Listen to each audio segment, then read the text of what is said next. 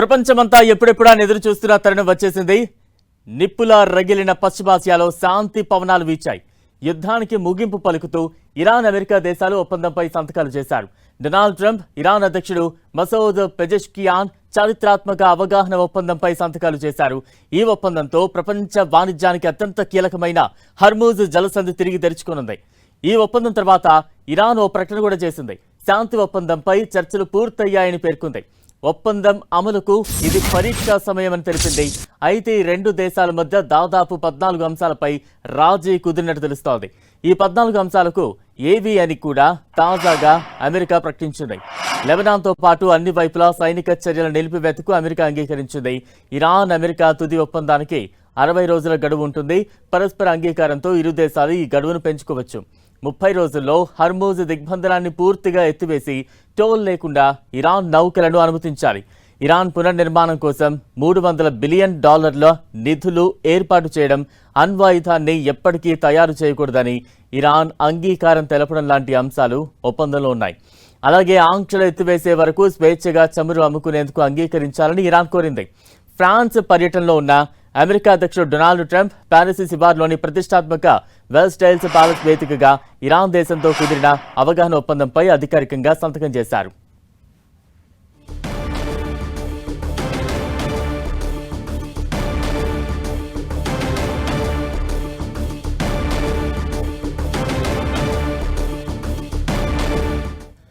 America, Iran మధ్య శాంతి ఒప్పందం అయితే కుదిరింది. ప్రపంచ దేశాలు ఎప్పుడెప్పుడైనా ఎదురు చూస్తున్న రోజు రానే వచ్చింది.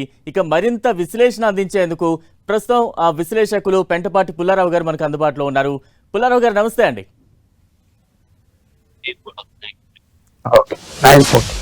పుల్లారావు గారు నమస్తే అండి. నమస్కారం చెప్పండి. రైట్, డీల్ పై సంతకాలు చేయడంతో అమెరికా, ఇరాన్ మధ్య యుద్ధం ముగించుకుంది అని అనుకోవచ్చా? ముగించుకున్నారు. ఎందుకంటే అమెరికాకు యుద్ధం అక్కర్లేదు, ఇరాన్కి కూడా యుద్ధం అక్కర్లేదు. ఎన్ని పెద్ద మాటలు చెప్పినా ఇరాన్ తిన్న దెబ్బలు సామాన్యమైన దెబ్బలు కాదు. ఆ ప్రభుత్వం ప్రజలనేవి లెక్క పెట్టదు. ఈ ఎలక్షన్లు ఏది ఏమంటారు, ఈ అసెంబ్లీలు, పార్లమెంట్స్, లేకపోతే పంచాయత్ ఏం లేవు అక్కడ. అంతే, 9 కోట్ల జనాభా. ఆ ప్రభుత్వాన్ని 2 కోట్ల మంది సపోర్ట్ చేస్తారు, మిగతా 7 కోట్ల మంది అంతే. సో వాళ్ళు కూడా యుద్ధం అక్కర్లేదు. ఇంకే పేలిపోయింది ఇరాన్, ఎంతో నష్టపోయింది. సంపాదించిన సొమ్మంతా గత 30 సంవత్సరాలు చేసుకున్నారు. అమెరికాకు యుద్ధం కూడా అక్కర్లేదు, ఎందుకంటే అది గెలిసే యుద్ధం కాదు. మనం చేయవలసిన చేసాం, బయటకు వచ్చేస్తాం. చాలా ఇంటెలిజెంట్గా డొనాల్డ్ ట్రంప్ దీంతో విరమించుకున్నాడు. అగ్రిమెంట్ వచ్చింది. ఫ్యూచర్ 50 సంవత్సరాల 10 సంవత్సరాల తర్వాత ఎలా ఉంటాయి కాదు. ఈ వారం 10 రోజుల్లో ఓపెన్ అవుతుంది. హార్మోజ్ జల్సంది ఇంత నార్మల్ అవుతుంది. తర్వాత తగాదాలు చూసుకోవాలి. ఇజ్రాయెల్ తగాదా పెడతాది. ఇరాన్ రియాక్ట్ అవుతుందా? తక్కువగా రియాక్ట్ అవుతుంది. ఎందుకంటే ఇరాన్కి తెలిసింది 47 సంవత్సరాలు ప్రపంచ ఆర్థిక వ్యవస్థ నుంచి బయట ఉన్నారు, పేదవాళ్ళు అయిపోయారు. వాళ్ళకి రోజుకి 4 మిలియన్ బ్యారెల్స్ ఉన్నాయి వాళ్ళు రోజుకి ఎక్స్పోర్ట్ చేసేది. అది తక్కువ ధరలు వస్తూ ఉంటాయి వాళ్ళకి, ఎందుకంటే ఎవరు కొనకూడదు, చైనా. సో ఇప్పుడు ఓపెన్ మార్కెట్లో అమ్మొచ్చు ఇరాన్ ఆయిల్. ధర పెరుగుతుంది, విశేషంగా డబ్బు వస్తుంది, స్థిర వచ్చేస్తుంది ఇస్లామిక్ ప్రభుత్వానికి. సో ఇది చాలా వరకు ఇది సెటిల్ అయిపోయిందని మనం భావించాం. అంటే ఒక 10 సంవత్సరాల తర్వాత కాదు, ఇప్పుడే యుద్ధం ఆగిపోయింది. మళ్ళీ నార్మల్సీ వస్తుంది. తర్వాత ఏమవుతుందో అది మీరు చెప్పలేదు, నేను చెప్పలేదు. అవును, రైట్. పుల్లారావు గారు, అంటే అణ్వాయుధ తయారీని వదులుకుంటామని ఇరాన్ చెప్పేసింది.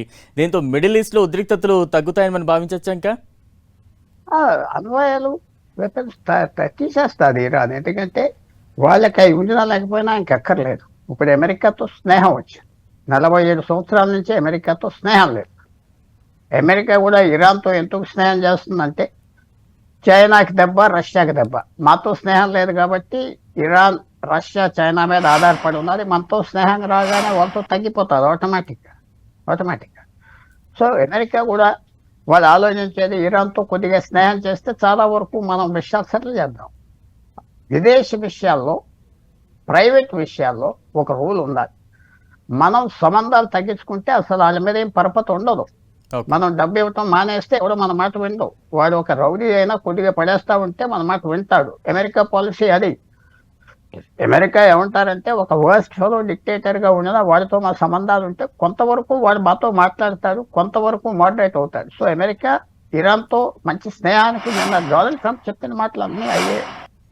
వాళ్ళకి కావాల్సిందంతా చేస్తాం, వాళ్ళు అగ్రిమెంట్ పాటించాలి. అగ్రిమెంట్ పాటించకపోతే మళ్ళీ బాంబులు వేసేస్తాను నిన్న అన్నాడు. ఆ హాల్లోనే ఎక్కడైతే సంతకం పెట్టాడో ఫ్రాన్స్లో. తర్వాత మీరు ఒక సైడ్ క్వశ్చన్ ఆలోచించవలసింది, ఇస్లామాబాద్లో సంతకం పెట్టలేదు. అది కూడా మీరు ఆలోచించుకోవాలి. పాకిస్తాన్ వెళ్ళి వచ్చేసి అక్కడే సంతకాలు పెడతారు అనుకున్నారు కదా, ఈ డీల్కి ఇక్కడే పెట్టారు. మేబీ ఫైనల్ డీల్ 60 రోజుల తర్వాత ఇరాన్ సంతకం పెడితే అది వెళ్ళి పాకిస్తాన్కి ఆ గౌరవం ఇస్తారు. సో ఎన్నో మార్పులు వచ్చి మనము ఇమ్మీడియట్గా చూస్తే ఆ అగ్రిమెంటు ఇరాన్కి ఫేవరబుల్గా ఉండాలి. అది మంచిది. ఎందుకంటే మీకు జ్ఞాపకం చేస్తున్నా, దాదాపు 100 సంవత్సరాల క్రితం యుద్ధం జరిగింది, మొదటి ప్రపంచ యుద్ధం. 4 సంవత్సరాలు 3 కోట్ల మంది 4 కోట్ల మంది చచ్చిపోయారు. ఆశ్చర్యపోతారు, జబ్బులకు చచ్చిపోయారు. ఆ టైమే కోవిడ్ లాంటి ఫ్లూ కూడా వచ్చింది. అది ఎందుకు వచ్చిందంటే జర్మనీ ఓడిపోయింది. సో జర్మనీ మీద ఫ్రాన్సు, బ్రిటన్, ఇంగ్లాండ్ విశేషంగా పనిష్మెంట్ అగ్రిమెంట్ పెట్టారు. నువ్వు మాకింత చేయాలి, నువ్వు మాకింత డబ్బు ఇవ్వాలి, నీ బొగ్గంతా ఇవ్వాలి, నువ్వేం ఫ్యాక్టరీలు పెట్టుకోకూడదు అని పెట్టారు. మళ్ళీ యుద్ధం వచ్చేసింది 15 సంవత్సరాలు. సో అలా చేయకుండా ఇరాన్కి ఓ మంచి అగ్రిమెంట్ ఇచ్చాం అంటే వాళ్ళు అక్కడ వాళ్ళ సైనికులకి అందరికీ బాగా సాధించామని చెప్పుకుని ముందరికి వెళ్ళిపోవచ్చు. అది దాంట్లో ఉన్న టెక్నిక్. మీరే గెలిచారు, మా ఇద్దరు దెబ్బలాడుకున్నాం, నేను బలవంతుడిని, కానీ మీరే గెలిచారు ఈ యుద్ధంలో అంటే మీరు అగ్రిమెంట్ని పాటిస్తారు కదా. అది జరిగింది. అంత సింపుల్గా మనం మీడియాలో వచ్చిన హెడ్లైన్స్ చూడకూడదు, వెనకాల చరిత్ర ఉన్నది. వాళ్ళు గెలిచినట్టుగా చెప్పుకొనే మనతో కావాల్సింది, మనం పెద్ద దేశం, 200 దేశాలు ఉన్నాయి ప్రపంచంలో. అమెరికా ఆలోచించేది ఆయిల్ అన్ని మళ్ళీ వెళ్తే 2-3 సంవత్సరాల తర్వాత చూసుకుందాం ఆ ఐడియా. ఓకే, పుల్లారావు గారు, అంటే ఈ శాంతి ఒప్పందంలో పొందుపరిచిన అంశాలేంటి, ముఖ్యంగా వాటిలో కీలకమైనటువంటి అంశాలంటే ఏం చెప్పాలి ఇక్కడ? కీలకమైన అంశం ఏంటంటే ముఖ్యంగా వాళ్ళిద్దరూ ఒప్పుకున్నారు యుద్ధం. ఎన్ని వందలు వేల అక్షరాలు రాసిన అగ్రిమెంట్లో మెయిన్ థింగ్ ఏమిటంటే ఇద్దరికి శాంతి కావాలి, ప్రాంతం అందరికీ శాంతి కావాలి. రెండోది, ఇరాన్కి పూర్తి కంట్రోల్ హార్మోజ్ జలసంధి మీద ఉండదు. అది ఏదో మాట వరుసగా చెప్పుకుంటున్నారు కానీ అమెరికా, యూరోప్ ఒప్పుకోరు. జలసంధి మీద ఫ్రీగా ఉండాలి. రోజుకి 200 వాళ్ళ వెళ్ళాయి. ఒక్కో వాళ్ళ మీద ఒక 5 కోట్లు ఇస్తే అయిపోయింది కదా, మనకు అంత ఆదాయం వస్తుందని ఇరాన్ లెక్కేసింది. అది జరగదు ఒకటి. రెండవది ఏంటంటే ఇరాన్ అగ్రిమెంటు కొంతవరకు మీరు ఈ మిసైల్స్ అవి ఉంచుకోవచ్చు. ట్రంప్ ఏమన్నాడంటే మిగతా దేశాలకు ఉన్నాయి కదా వాళ్ళకి ఉండనే. చాలా ఫేర్ అగ్రిమెంట్ ఇది. మీకు $300 బిలియన్ వరకు సాయం చేస్తూ ఉన్నాను. అంటే సాయం ఏంటి? ఇన్వెస్ట్మెంట్ ఏంటి? నువ్వు ఆయిల్ అమ్ముతావు, దానికి మేము డబ్బు ఇస్తా ఉన్నా. నాలుగోది, ఇరాన్తో $20 బిలియన్ అమెరికన్ బ్యాంక్స్లో ఉండిపోయింది, అది ఇచ్చేస్తా ఉన్నారు. చిన్న విషయాలు. మెయిన్ థింగ్, ఇరాన్తో మాట్లాడుకోవటం మొదలుపెట్టారు.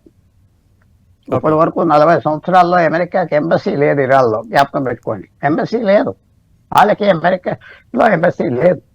సో అవన్నీ ఓపెన్ చేస్తారు, ఇప్పుడు మాట్లాడుకుంటారు, కొంచెం మోడరేట్ అవుతారు. ఆ గవర్నమెంట్ మారకపోయినా వాళ్ళు ఏమంటున్నారంటే అమెరికా వాళ్ళ విధానాలు మార్చాం కదా, చాలా వరకు కరెక్ట్. అది విధానాలు మార్చారు. ఇరాన్ కూడా ఇలాగ అటాక్ చేస్తారని ఎవరు అనుకోలేదు. డొనాల్డ్ ట్రంప్ కనుక అటాక్ చేశారు. దాంట్లో దీని అగ్రిమెంట్ వెనకాల ఇంకో చిన్న చెడ్డ రహస్యం కూడా ఉన్నాయి. పాకిస్తాన్ ఏం చెప్తా వచ్చిందంటే ఇరాన్తో ఏదో కాగితం మీద సంతకం పెట్టేవయ్యా, అది ఉంటాడు ఎల్లకాలం 2 సంవత్సరాలు పోతాడు ట్రంప్ తర్వాత ఎవరేం చేస్తారు, పెట్టేయి సంతకం పెట్టేయి అనేది బయటకు వచ్చింది. ఇరాన్ ఏమన్నదంటే కాగితం మీద మేము సంతకం పెట్టామంటే ఇక అది మా పీక్ మీద వస్తుంది, మేము ఒప్పుకోవాలి. అది అమెరికా కూడా తెలిసింది. పాకిస్తాన్ ఏదో రకంగా సంతకాలు పెట్టించేద్దాం, మనకు పేరు వస్తుంది. సో అప్పుడు ఖతార్ను కూడా దింపారు, ఇంకో దేశాన్ని కూడా దింపారు మాట్లాడటానికి. ఖతార్ కొంచెం మెచ్యూర్గా ఉంటుంది. సో అగ్రిమెంట్ వెనకాల ఏప్రిల్ 7వ తారీఖు 9వ తారీఖు 11వ తారీఖు ఏప్రిల్ మొదలుపెట్టారు మాట్లాడుకోవటం. అప్పటి నుంచి ఈవేళకి చాలా దూరం వచ్చింది. చాలా వరకు ఇన్ని రోజులు మాట్లాడారు కాబట్టి ఇంకో 60 రోజులు కూడా మాట్లాడే పని ఉన్నారు. ఇవాళ డొనాల్డ్ ట్రంప్ నేను రాత్రి సంతకం పెట్టిన ఒప్పందం 60 రోజులు టైం ఉండాలి అణు ఆయుధాల గురించి. నేను అనుకుంటాను అవి కూడా ఇరాన్ ఒప్పించుకుంటారు. ఎందుకంటే వాళ్ళకి సమయం కావాలి. దేశం పాడైపోయింది, డబ్బు కావాలి, మళ్ళీ బిల్డప్ చేసుకోవాలి. డబ్బు విపరీతంగా వచ్చేస్తారు. ఇప్పుడు వాళ్ళకి ఆయిల్ ధరలు ఫ్రీగా అమ్ముకోవచ్చు. దాదాపు 45 సంవత్సరాలు బట్టి లేకపోతే 10 సంవత్సరాలు అనుకుంటే ఎవరు ఆయిల్ కొంటలేదు. ఇరాన్ ఆయిల్ చైనా ఒక్కడే కొంటారు తక్కువ ధరకి. సో ఇవన్నీ మార్పులు వస్తాయి అగ్రిమెంట్లో. పాకిస్తాన్ చేయి ఉన్నది ముందల, తర్వాత ఉన్నది, కానీ ఎవరు నమ్మట్లేదు పాకిస్తాన్. వీళ్ళ సొంతానికి చేసుకుంటున్నారు ఆ గొడవలు పెడతానికి, ఇది అది అని అందరికీ అర్థమైపోయింది అమెరికాలో. అందుకనే నిన్న వాళ్ళు ఎవరు కూడా కనపడలేదు అనుకుంటారు. ఫైనల్ అగ్రిమెంట్కి పాకిస్తాన్ వెళ్తారా? వెళ్ళవచ్చు. ఓకే, పుల్లారావు గారు, అంటే అమెరికాతో ఇరాన్కు ఒప్పందం కుదిరింది, కానీ డీల్తో తమకు సంబంధం లేదంటూ ఇజ్రాయెల్ చెబుతోంది. ఇది ఎలాంటి పరిణామాలకు దారితీయచ్చంటారు? ఇజ్రాయెల్ రికగ్నైజ్ చేయలేదు. ఎవరు? ఇరాన్, సౌదీ అరేబియా, ఖతార్, ఈ దేశాలు రికగ్నైజ్ చేయలేరు. ఆ యుద్ధం కంటిన్యూ అవుతూ ఉంటారు.